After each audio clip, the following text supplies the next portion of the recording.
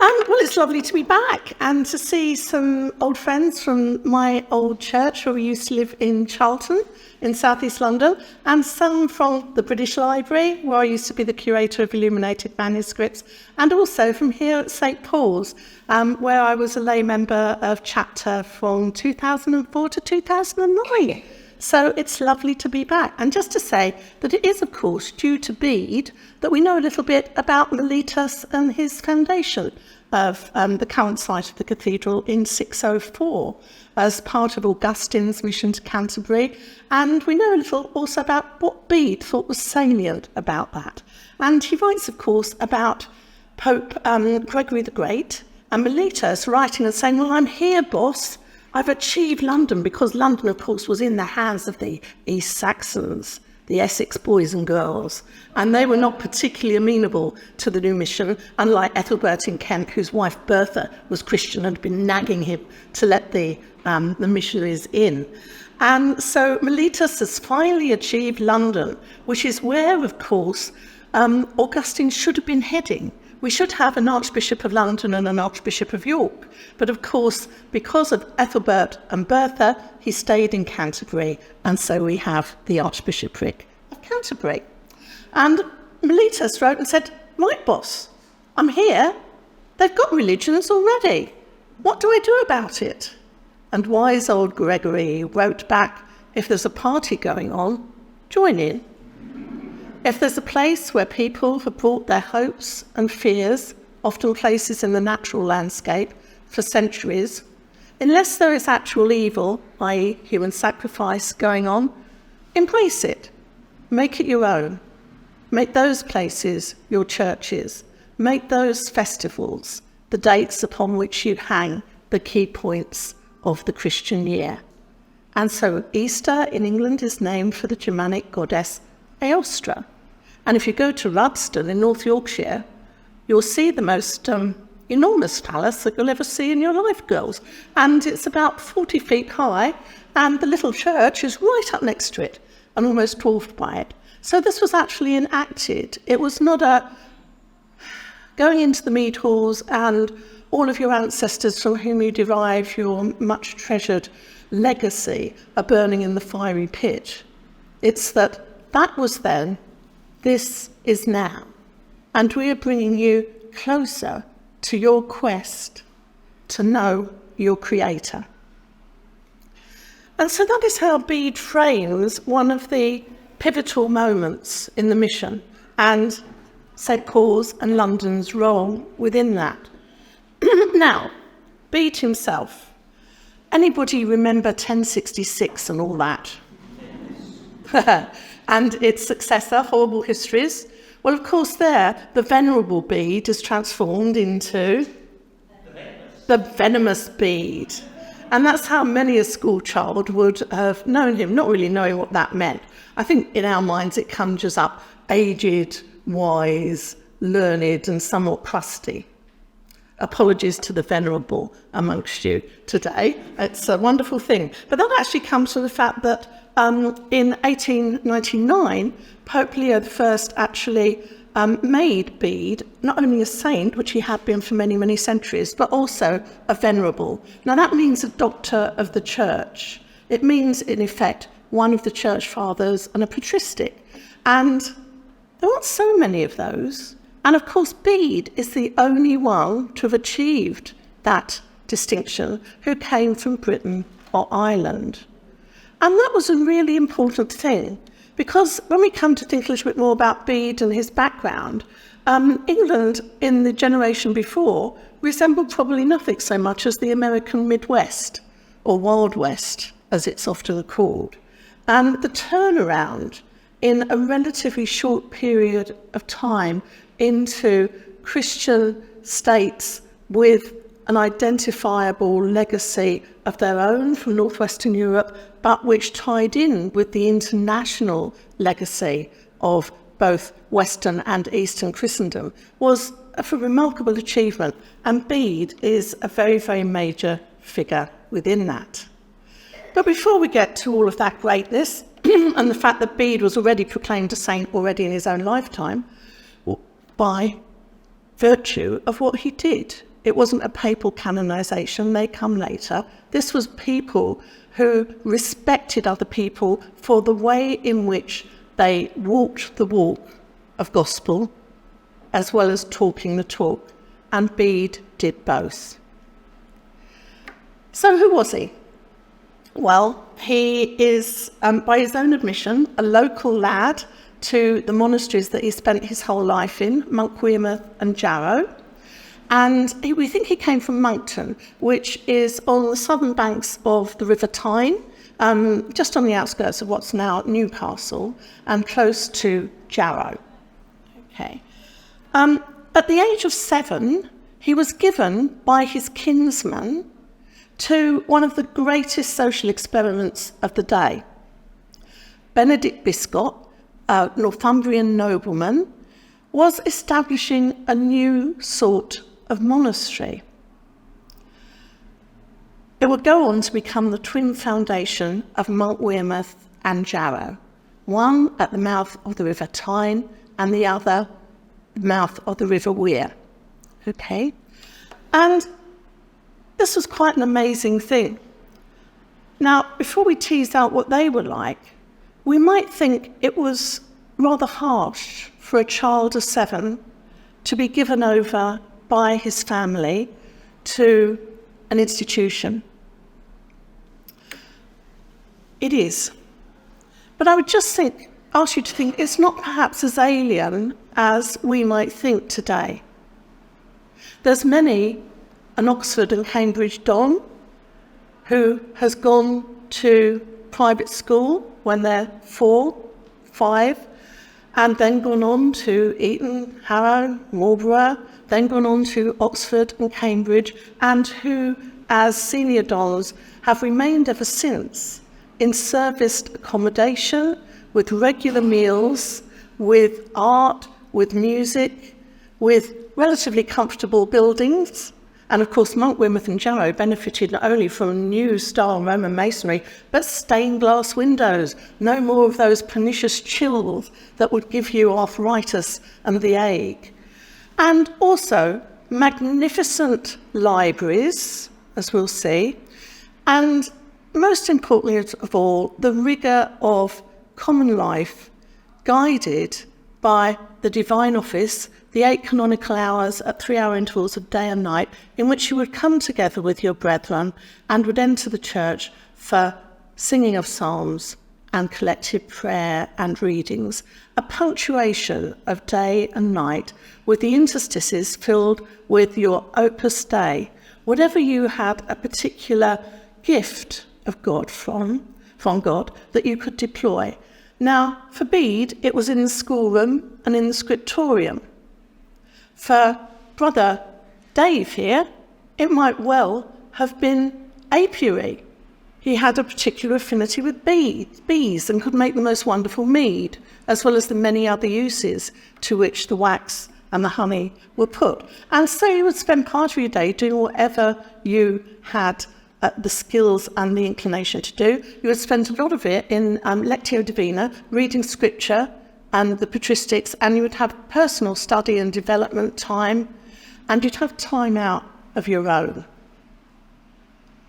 Now, couple that with the sort of tradition that Benedict adopts, which not only goes for the more communal, collective monasticism that people like Martin of Tours, a former military man, had installed when they start establishing monasteries in the late Roman and post-Roman period, where you live, sleep, work together, but also the example of the desert fathers of the East, hermits who in times of persecution got away from the cities and often away from one another. Where I've been working recently in the St. Catherine Sinai area, in the 4th and 5th century, there was quite a little bit of tradition of people coming out to escape the towns, especially in the earlier periods of persecution, coming to the middle of the wilderness that was Sinai and the wadi that St. Catherine's and Mount Sinai sits in, and actually married couples after 40 years or so of marriage saying, now that looks like a nice cave up there on that ledge. Why don't you take that one and I'll have that one over there, and we'll meet on Sundays for worship.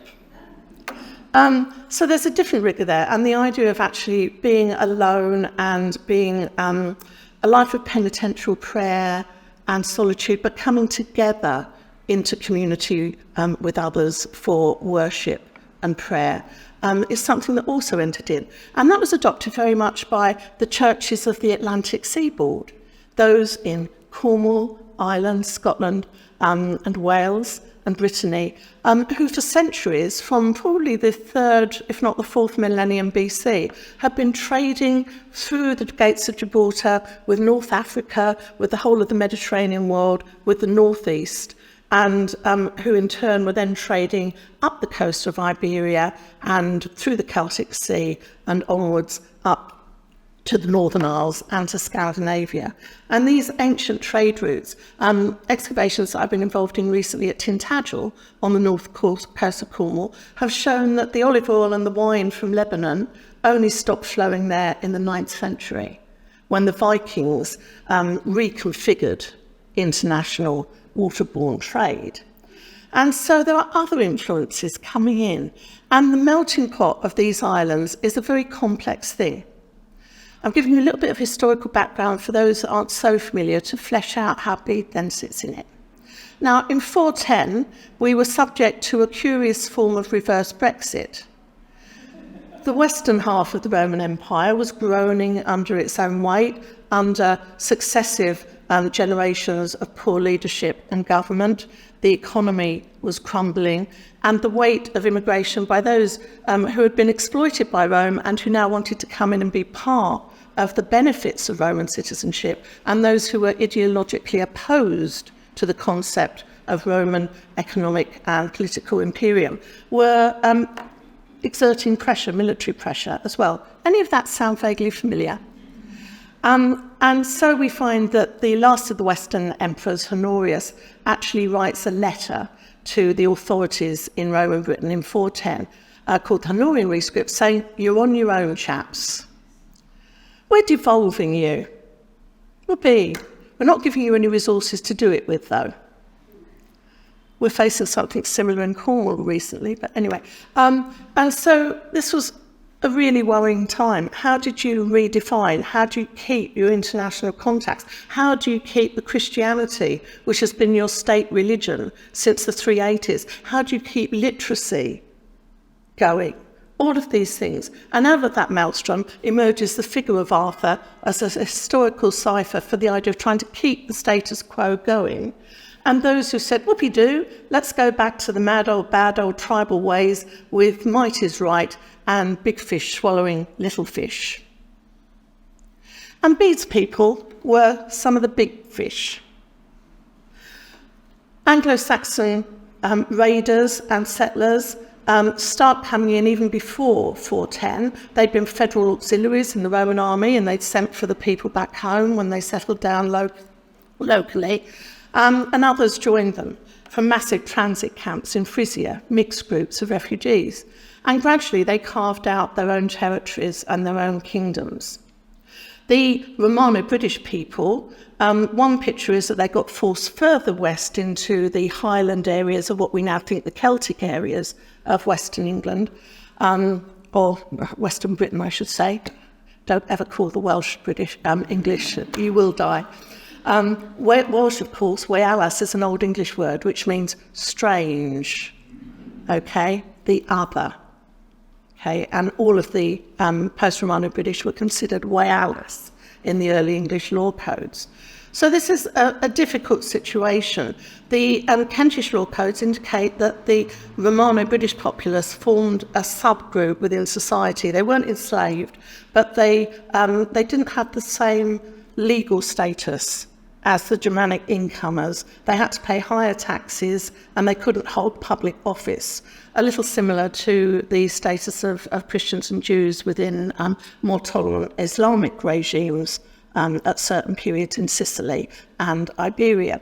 So it was a difficult situation. It was very, very, very violent in places, less so in others. Now, the King lists of Lindsey, which is the area of Lincolnshire, basically, show that the early settlers there were primarily Angles from northern Germany, southern Scandinavia. And that's why we're called England, because Bede's people were Angles, as opposed to the Saxons from Saxony, the Jutes from southern Denmark, and the various other peoples who were involved, as well as Pictish, Irish settlers and later missionaries. So it's a complex maelstrom of different peoples, all trying to find ways of living together with one economically superior ethnicity whose power is secured primarily by warfare and by raiding and by tribute initially. In that king list, there are two names that occur together. Biscop, and the founder of Monk Weymouth Jarrow is Benedict Biscop, who was the son of King Bede of Mercia, Angles. So both Bede and Benedict Biscop were king-worthy. They could have been contenders for the royal throne. And this may be the fact that why the young Bede was given over to his kinsman, Biscop, for this wonderful new experience. If he hadn't have gone into the monastery and there was nothing to make Bede stay when he became older, you could go in for an education and then come out into secular life. That often occurred as well. But for Bede, the options of secular life were, if you survived your first encounters on the battlefield in your early teens and marriage, you would spend many years burying an awful lot of your numerous offspring and having to hard win a life from the land or raid in order to keep the coffers stored and to keep a band of supporters satisfied. So for Bede, actually, it was an incredibly good option. It brought him an incredible vision of the relationship between human beings and the bigger picture of eternity within which they sat, and it gave him the opportunity to think and to think deeply, which led him into the most profound faith. I want you to think now of a little boy with immense curiosity. He goes into what would have been the Mies van der Rohe building project of its day. Total innovation. Benedict Biscop travelled through the continent to Rome 6 times in his adult life. And with him occasionally he would take Chalfrith, who he made the abbot of his twin monastery. And together they brought back incredible things. On one journey they took 84 men with them, and they would have needed them for the carts full of books, of paintings, of mosaics and icons and relics that they brought back, trundling across the Alps and through Gaul. It was an incredible undertaking, and they wanted to rebuild this in their new adopted country. And Bede very much couches them in some of his commentaries as the new people of Israel, wandering through the wilderness looking for the promised land, which was to become England. Bede is also quite careful to deal with their relationship with those who already had a promised land, whom they were basically exerting a land grab over. And he's pretty good by and large. He really has a deep respect for the traditions of the Celtic Irish churches in particular. And the mission of Columba, who died in his monastery of Iona off of the western coast of Scotland the year that Augustine arrived in Canterbury in 597 and embarked on a pincer movement to convert the pagan Germanic peoples and the Picts north of the Antonine Wall. It's a complex thing, and Bede is at pains to recognise all the time that the other tradition, the more Eremitic tradition of the East that Irish missionaries, men and women, were bringing into the country, were incredibly valuable. Now, historians and demographers will tell us that the 6th and 7th centuries were the worst time to be alive in the West, other than the Black Death in the 14th century and many parts of our world today. It was a difficult time. And it was men and women setting sail in what they called the boat with no oars, a secular punishment, a capital punishment of being set adrift as a sea waif, but imposing that exile upon themselves to place themselves outside of the law, outside of the support of kith and kin and kingship, and to go to some of the most war-torn, famine-ridden, difficult, plague-ridden places of the day. And at one point in his life of St. Cuthbert, Bede writes about Cuthbert actually encountering, probably somewhere in the Lake District, very, very deeply rural, isolated communities, actually encountering cannibalism because of the situation that people were living in. These are real men and women, not fairy tale figures, living lives of extreme doubt, dilemma, and supreme perseverance and faith. And Bede says in part of his text that what he wanted to do in his research was actually set forth for us challenging examples from scripture, from the things that he was writing, and from others that he'd read, about people and periods and situations that could both act as cautionary tales and which also, more importantly, could serve as inspiration to help people think on the good, to actually represent people that they could identify with, who were facing situations that were as challenging or even more than those that they found themselves in. Bede is a supremely humane person. He remained at Monk Weymouth, Jarrow, until he died at Jarrow in his 62nd year. As far as we know, he only travelled in that time a maximum of 65 miles. He went up to Lindisfarne, where he struck up a wonderful friendship with Bishop Eadfrith, the maker of the Lindisfarne Gospels, in which he had a hand in influencing and in shaping the cult of St. Cuthbert of Lindisfarne, who was presented as the great reconciler between the different traditions and peoples who were in this situation in early medieval Britain. And it's interesting, he says that when the Irish saint Aidan from Iona, who is called over by the King of Northumbria, the Northern Territory, Anglian kingdom of which Bede was part, north of the River Humber and right up to the Clyde Fourth Line. He says that when Aidan was died and his successors were forced to, for a while, relinquish their community in Lindisfarne because of disputes, that what was found were not the great buildings that Biscop had built in the Roman tradition with wonderful stained glass and all sorts of beautiful sculptures and art. They were simple wooden huts, devoted to prayer, devoted to care of the sick, devoted to being a base from which men and their female counterparts, and double monasteries, because in that tradition you could also have double monasteries. And when that occurred, men and women living lives in tandem, it was always a woman who was in charge as an abbess, because they were deemed to have better probity.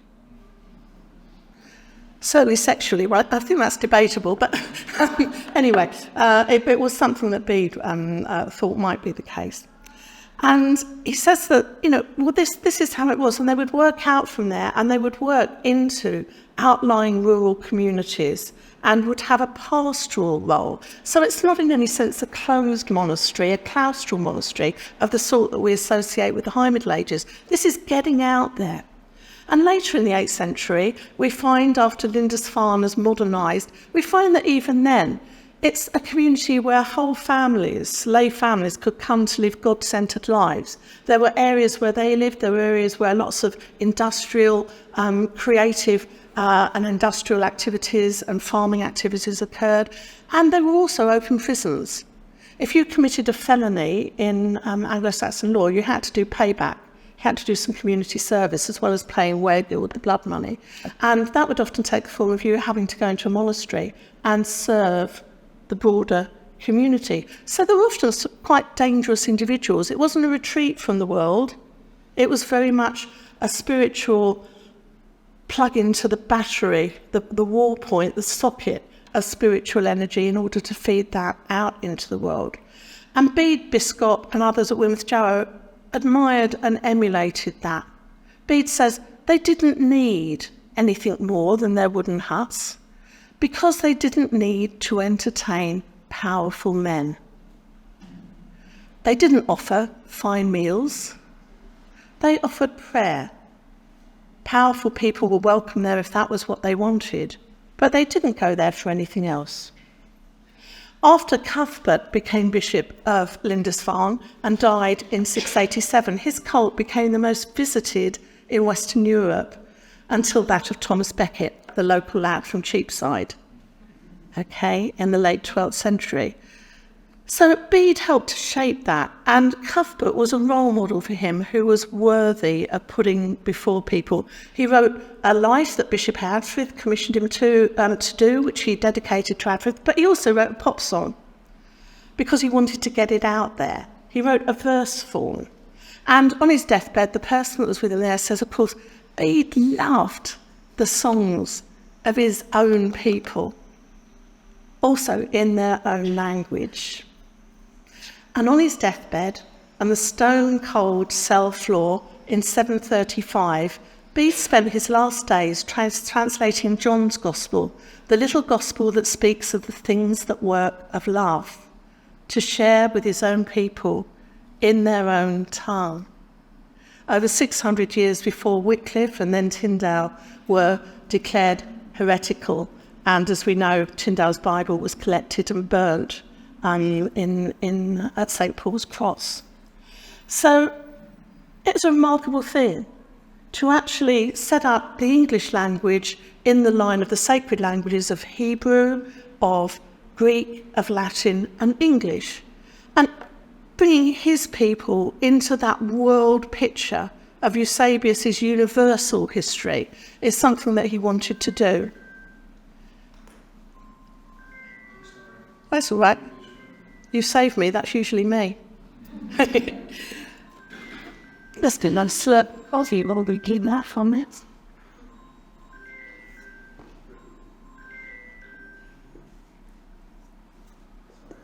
Not a problem. It's a wake up. Now, if you were a monk like Bede, you would have had 8 times every day or night, you would have had that, the equivalent. There's a little piece of Irish 9th century haiku that speaks about the monk's mistress, the bell that summoned you to the divine office. And it goes, I'd rather turn out on a windy, stormy night to meet. Ask not for whom the bell tolls, it tolls for thee. I'd rather turn out on a windy and stormy night to meet the monk's mistress than a wanton woman. There's a lot of humour in all of this as well, and Bede's writings have got a heck of a lot of humour in them. He identifies with women, he identifies with children. There's one passage where he talks about a little boy called Essica who was given to a convent of nuns to raise after he was orphaned. And the little boy dies when he's about 3 years old. And just before he dies, he cries out for his favourite nun, who was the one that he'd formed a sort of maternal mother figure for him. And as he calls, Eadgith, so she dies, so that she can go with him. Oh, sorry. Yeah, there wouldn't have been a dry eye in the house with some of Bede's stories, I tell you. But there's a profound identification. And you can tell in his own writings about Scripture that he identified himself with Samuel, who the maker of kings, who of course was King David's mentor, and who is conceived by a mother who thought she would never bear a child and given in the womb to God. He is dedicated from birth to God, and he is given to the high priest Eli to bring up. And Bede saw himself, I think, in that sort of role, and Eli for him was Abbot Ceolfrith. And he tells us in his Lives of the Abbots of Weymouth Jarrow that at one point, when he was 13, that only he and Ceolfrith were left alive and standing to sing the divine office. Over 300 of their brethren had died as well as others of the surrounding countryside, obviously, and they had been the ones who'd nursed them. Because bear in mind that these monasteries provided the only form of education, the only form of health care. Their leaders, especially women often, were great diplomatists and political advisors. They were the patrons and sponsors of the arts. Bede has left us some of the earliest Old English poetry in our own language, and one of those is in the Historia Ecclesiasticae, his History of the English Church and People, which he finished in 731, which earned him the title of the Father of English History, because he joins up cause and effect, okay? And the big thing with Bede is it's got joined up thinking and the long view, skills that I feel we need to cultivate much more in contemporary society and its governance. And Bede tells us that Abbess Hild, who was of the Celtic Lindisfarne persuasion, but also had been baptised by Paulinus from Canterbury. And so she again was one of these reconciliation figures. And at Whitby, one of her key monasteries, she liked to have a sing-song in the refectory after you'd had your readings and you'd sung the prayers, etc. You'd have a sing-song. And poor old Cairnman absolutely hated this. Has anybody ever been in that situation where you feel your turn getting closer and closer and you're trying desperately to remember there's a little green-eyed monster beneath the hills of Kathmandu, will that do? Anyway, or the latest Taylor Swift. I leave it to you to choose. Anyway, and so Cairnman would always slope off and say, I hear the cattle calling, they're my responsibility, and he'd go and hide in the byre with the cattle, until one night Bede says, God opened his mouth in the incredible song of praise to the creator of the heaven tree and of Middle Earth, which of course Tolkien picked up on. And so for Bede, this idea of these being places of hospitality, of welcome, there were the travel lodges of the day, and where you could actually go to enjoy safety, succour, inspiration, and even good humour. So this is the environment in which Bede finds himself, with a library with those 6 trips to Rome and back that actually had done the most of any to sop up the remains of the libraries and the learning of late antiquity and of the early Christian world. And they were brought here to these little barbaric islands of what had been almost a forgotten province at the very edge of the known world. This was unthinkable. But Bede is able to do that. And there is no a priori dismissal of anything from the classical past. Bede's mantra was, if it is useful, use it. Learn from it. That was then, we're working towards a greater, expanding knowledge. Although he only ever went 65 miles to Lindisfarne and to York, he wrote the best guide to the Middle East and the holy sites that was still being used practically as a Baedeker-type guide in the early 20th century. He did that through his deep reading of scripture, his use of things like Josephus's Jewish Antiquities, piecing together a whole variety of salvage material from the antique and early Christian world, and supplementing that with his own journey of the spirit and the imagination, so that others like he could make that journey virtually. He established a network without the assistance of social media. Anybody that he knew that was going off to the continent, he'd give them a research task. Oh, and could you look at the papal archives while you're there, not hell, before you become Archbishop of Canterbury, and do this work for me? And he put out calls for information. The Essex girls responded magnificently. The Barking nuns, or rather the nuns at Barking, under Hildilith, the sister of Bishop Berkelmord of London. And of course, his chapel in the crypt was that which was dedicated to the book producers of medieval London and for the cure of eyesight So it's good to talk about equality. And they told him more about Essex than we ever really needed to know, which does slightly weight his telling of events in parts of the Historia Ecclesiastica. So what else did he do? Well, in order to write the Historia Ecclesiastica and to actually have it not just a list of yearly events, annals, but to actually create a joined up narrative that actually gave you a sense of this happens because of this, etc., etc. And because he was very, very exercised, as were most church people in Britain at that time, about controversies, the schisms, the heresies that were disrupting the international unity of Christendom. There were controversies that since the 4th century had threatened to tear the churches of the Eastern Empire, which became Byzantium asunder, and now they were being replicated increasingly in the newly converted churches of Western Europe, and those which were getting renewed vigour on the continent. And these erupted in Britain into a thing called the Synod of Whitby. Everybody heard of that? In 664, hosted by Hild, the great diplomatist, and there the respective merits for the international way of doing things and the Columban way of doing things, the churches that followed St. Columba and that had been planted by he and his followers, were debated. Now, in our school books, those of us who ever taught anything about the period, it's presented as Roman versus Celtic, the Roman party win and the Celts go off in a strop to Ireland. Wasn't that way at all. The Columban Church had its own way of doing things. As early as 431, the Pope had sent Palladius to those in the southern eastern part of Ireland who already practiced Christianity through trade contacts and who were adopting the universal forms. It was the Columban Church which had achieved a degree of primacy and which had its own particular traditions.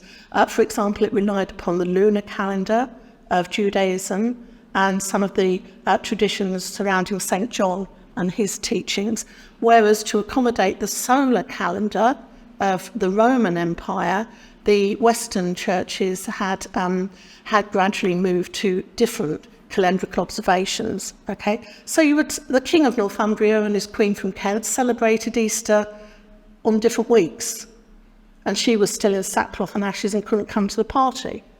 And this was basically a thing about, well, how do we stand? Do we want to be a local church for local people, or do we want to be part of an international whole? And the King of Northumbria at Whitby decides in favour of the universal and the international. Now, that universal isn't Roman either. We're not talking about Roman Catholicism with capital R and capital C as we would be in the later Middle Ages.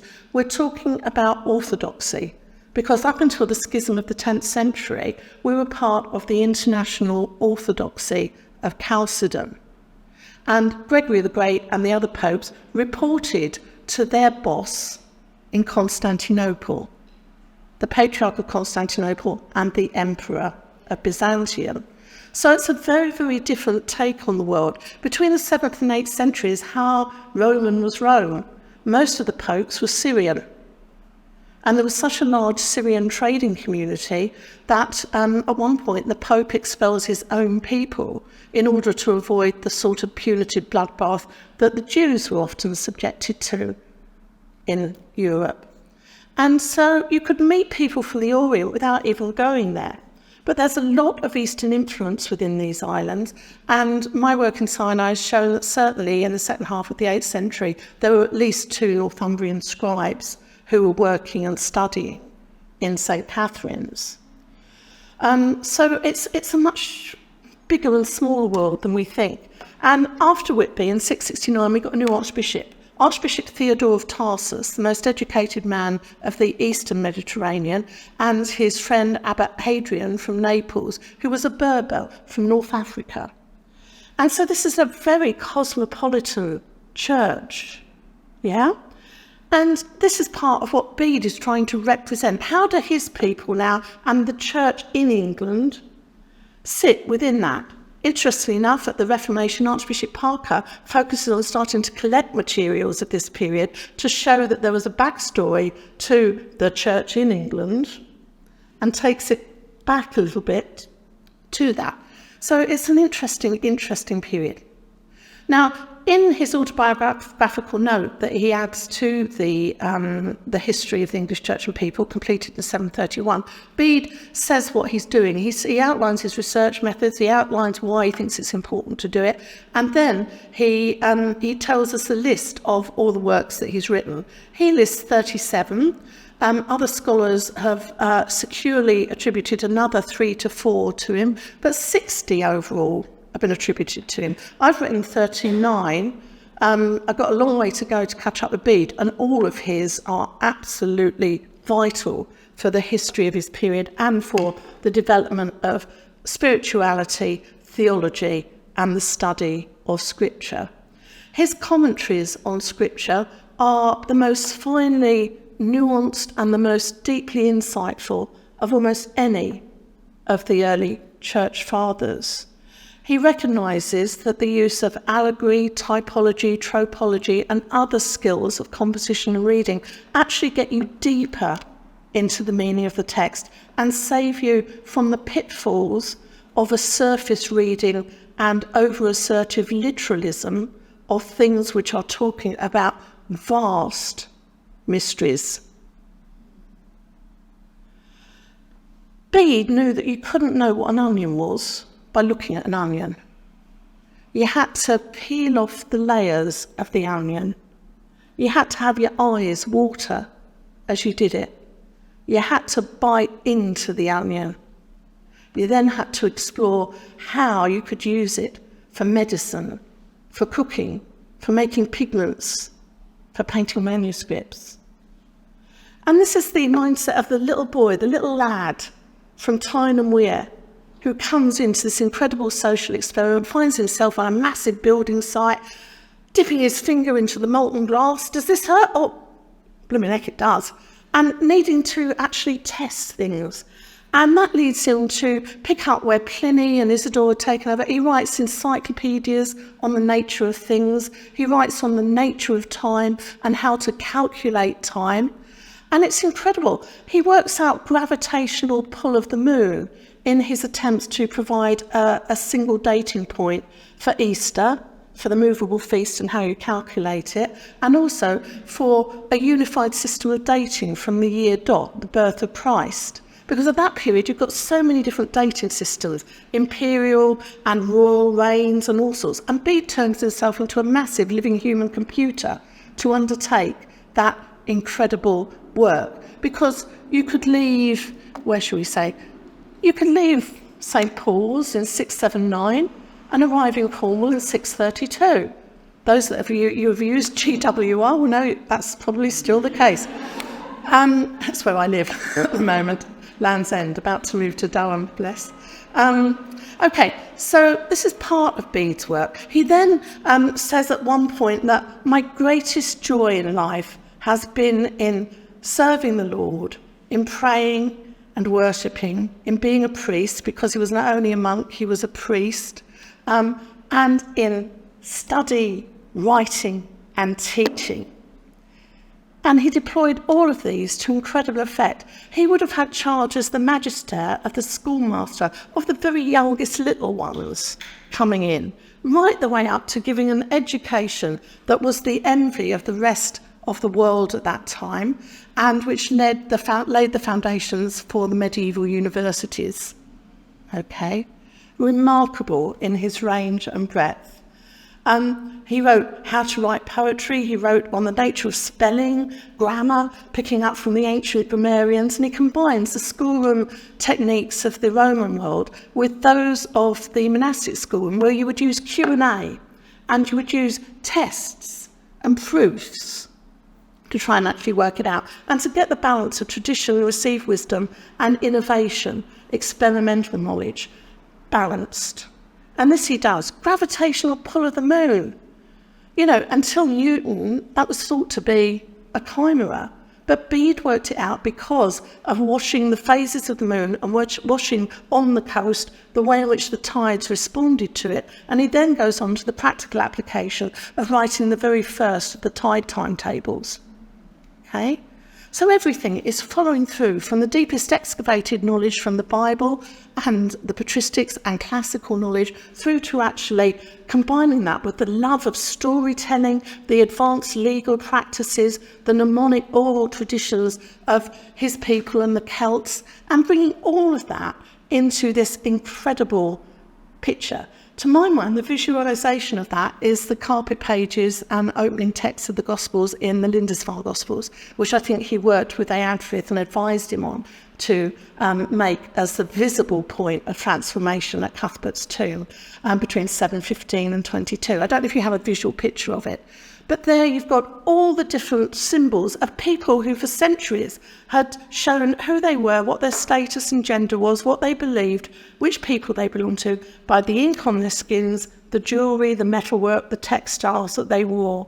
Now, all of these cultural semiotics are poured into those pages to make a vision of a new culture. Imagine we were all to go out after this for lunch in the latest Lebanese, Irish, Italian fusion restaurant. And from the menu, the words there would unlock whole cultural vistas for us, okay? Well, it was the same with these visual motifs. You might come to the tomb of Cuthbert, having dragged your granny 300 miles for a miracle of healing, and you might see the sort of spiral work from the Celtic orbit that was on the brooch that you'd inherited from your Irish great-granny. Whereas you might find that the belt buckle that you'd got from your great-grandfather, who'd been a federal auxiliary in the Roman army from Germania, and the interlaced animals on it that looked like the love child of an elephant and a vacuum cleaner, were all actually interwoven, even though there were people of enmity traditionally with each other until recent times. But these were combined with things that your audio guide, a real living person telling you something about what you saw when you got your 5 minutes beside the high altar and Cuthbert's tomb, that they were from Greece and that this was from the Holy Land.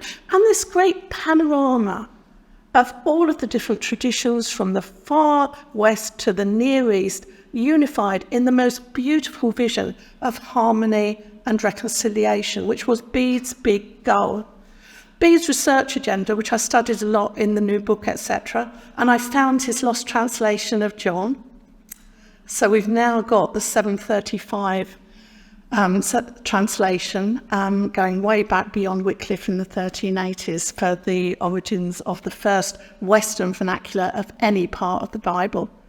It's a remarkable thing. I'm just going to have one last summing up. And when we look at his research agenda, it's what I call a theory of everything. Now, that's just a worm on a hook. A TOE is a 20th century scientific concept. People like Einstein and Hawkins were grappling with the holy grail of could there be a single unifying theory in which the concepts and methodologies looking at the physical world could actually be made to explain everything. Problem is, relativity and quantum found themselves, and gravitational studies found themselves all at odds and couldn't be contained scientifically within the same basket. But of course, Einstein himself recognises that what's missing in that is the quantumless spirituality and faith. In 25, he wrote to one of his students, Esther Salmon, saying, "I'm not really concerned with the nature of this or that element or subatomic principles. I want to see into the mind of God." But of course it eluded them because that was an area in which they didn't have the experience and the expertise. For Bede, through a glass darkly, at an earlier stage of scientific experiment, Bede is grappling with the nature of time as space. He knew the configuration of the solar system, and that the Earth was round. He just thought, like everybody, that it all revolved around us, not the sun, as we did until Copernicus. He looked at that. He looked at the nature of human history and human nature through the pages of Scripture and the other texts that he had access to through this great salvage attempt that Biscop and Chalfrith had made. He looks at poetry. He looks at art. He looks at their criticism, he looks at their making, he looks at their understanding. Music, of course, music isn't written down until the 9th century, a pneumatic notation introduced by the Carolingians. But the archcantor from the Royal Capella comes and teaches Bede and others how to sing. It's an incredible brush, but he never loses sight of the complex need to balance people's and different opinions and views. I'll just say one last thing. The humble scholar Bede was at one point entrapped. I don't think Bede got out for dinner much, but he was invited to a dinner at which supporters of Archbishop Wilfrid of York were present, a very different style of churchmanship, a prince of the church who kept very fine table and was intent on hierarchy and structure and order, whereas Bede and others wanted a more mixed, organic fusion of different traditions. And they try and catch Bede out, and they accuse him of the heresy of total innovation. How can you write about these things? You can't just pick things out of the ether. And of course, they're not as well read as he is. They don't know he's quoting Ephraim the Syrian and Gregory Nazianzus. And so Bede gets his revenge. He invents footnotes. Actually writes the initials of the authors that his sources in the margins, and invents the yellow magic marker. He writes little sort of lightning flashes in the margins whenever he's quoting. He then, at one point, also described himself as a sopher, the scribe of scripture, a priestly calling, scribes and Pharisees in the Judaic temples culture. And he says, I was both author, notary and scribe. In antiquity and the Middle Ages, authors didn't generally write themselves. It was voice-activated computing. You dictated. Bede thinks it himself. He's his own notary. He writes it himself. But he is also a scribe, and he means the scribe of Scripture. And in the new book, I've identified his hand amongst the 7 scribes of a massive undertaking, the Codex Amiatinus, which came back to Britain for the first time a few years ago at the British Library, having left in Ceolfrith's luggage in 716 when he left to retire to Rome and took it as a present to the Pope. And Bede tells us with a tear in his eye, you can almost see it on the pages of the manuscripts, that Ceolfrith was going. This was, it was shattering for Bede, and it interrupted his work for a good 2 or 3 months before he got back to more of his biblical commentaries. And it's very moving. And Ceolfrith was taking the book as a present to the Pope. He dies in Burgundy en route. His companions take it to the Pope. He writes back and says, we can see how Roman you are. Welcome to the Comitatus of St. Peter. Now, the book, we don't know quite what happened to it subsequently. It re-emerges in the 19th century and was only then recognised as having been made in England. Because it wears its cloak of invisibility, it is more Byzantine than the Byzantines. It's more Syrian than the Syrians. It's more Roman than the Romans. It can use the same script. It can use the same beautiful style of painting that you find on frescoes. And the text they found when they first started printing the Jerome's Vulgate in the Reformation, they found it was the best single witness to Jerome's work in Bethlehem in the 380s. Not because they had a good copy that they copied at Wearmouth Jarrow, but because Bede and others had reconstructed Jerome's research path and had done the work afresh themselves. Quite remarkable, the most reliable form of the Bible in Latin, which Alcuin then took to Charlemagne's empire, and which went on to be the basis of the medieval theology syllabus, etc. And that's all down to Bede and Biscop and others. On his deathbed in 735, Bede had been ill for some time. He was allowed to sit on the stone floor of the room in which he'd taught for so many years, and where the little styli that he would have learnt to write with and taught others with have been found in the excavations at Jarrow. And there, his last words were, as I say, were the last part of John's translation as far as he could get. And that ends at the feeding of the 5,000. And you get a sense that Bede was hungry to go and be fed himself, but that his work in the service of his God and this vision in which art, science, faith came together, not as Aunt Sallies of each other, but as a sense of genuinely employ everything you can that God gives you in the way of knowledge and in the way of instinct and gifts to actually get closer to that creative force. Bede's mind was open. It's an incredible mind, but I think his heart was even bigger. Thank you.